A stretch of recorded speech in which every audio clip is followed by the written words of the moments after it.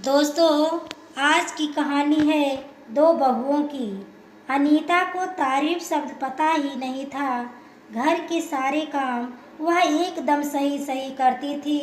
खाना बहुत स्वादिष्ट बनाती थी, लेकिन फिर भी आज का खाना अच्छा था। बहू ऐसा उसकी सास कभी भी बोलती नहीं थी, और पति भी कभी उसकी प्रशंसा नहीं करता था। उसने बनाया हुआ खाना चुपचाप खाकर भूल उठकर दोनों पति और सास चले जाते थे। उसने खाना खाया या नहीं, इसका उन दोनों को कोई फर्क नहीं पड़ता था।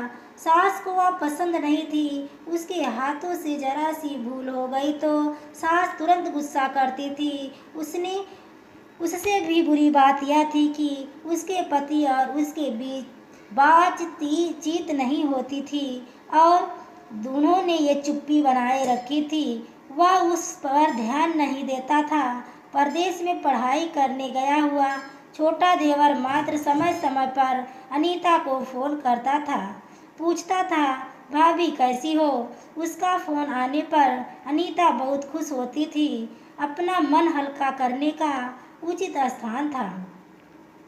अनीता का कुछ दिनों में देवर की पढ़ाई खत्म हो गई और वह घर आया। थोड़े समय के भीतर उसे एक अच्छी नौकरी मिल गई। अनीता को बहुत आनंद हुआ। नौकरी लग जाने के बाद उसकी सास अपने छोटे बेटे की शादी के लिए बातचीत करने लगी, पर देवर को एक भी लड़की पसंद नहीं आती थी। इसने ही बोला होगा।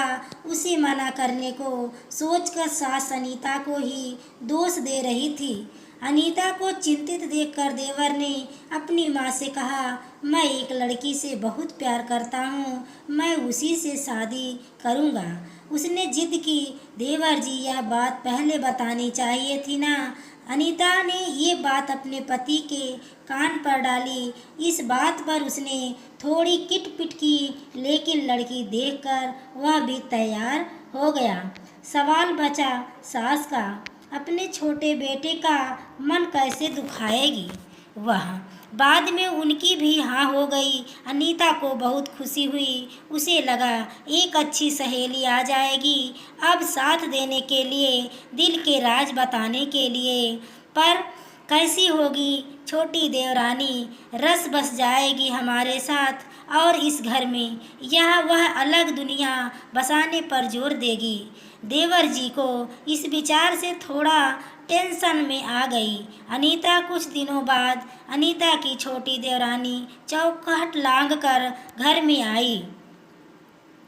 देवरानी ने घर में आते ही सारे घर की जिम्मेदारी अपने हाथों में ले ली। अब सास ने अपनी छोटी बहू की ज़्यादा ही तारीफ करना शुरू कर दिया।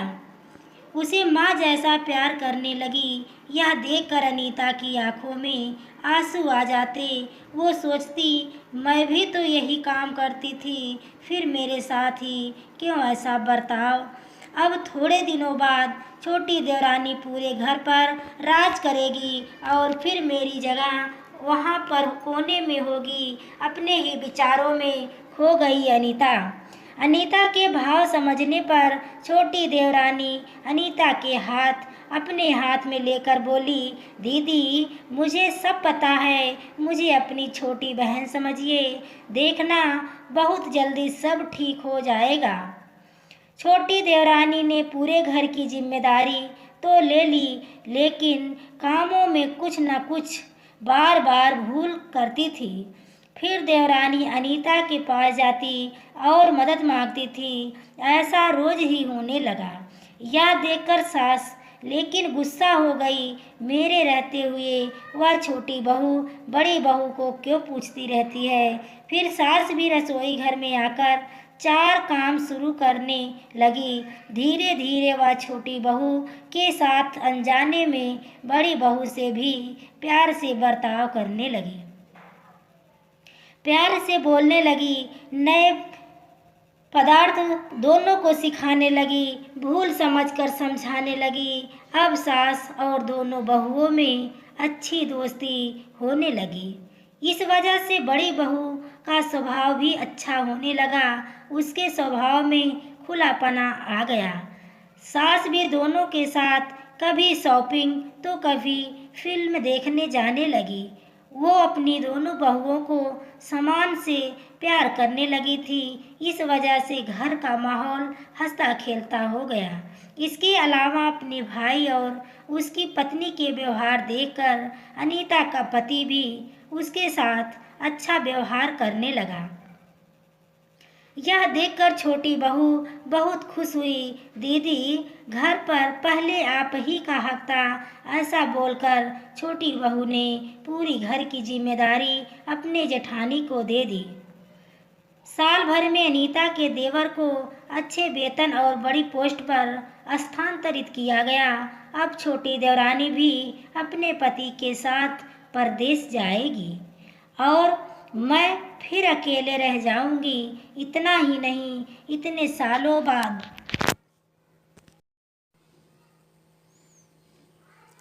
बदल गया था, वह फिर से वही हो गया। तो इस विचार से अनीता डर गई। देवरानी की अनीता को इतनी आदत हो गई थी कि इसके बिना घर काटने को दौड़ेगा।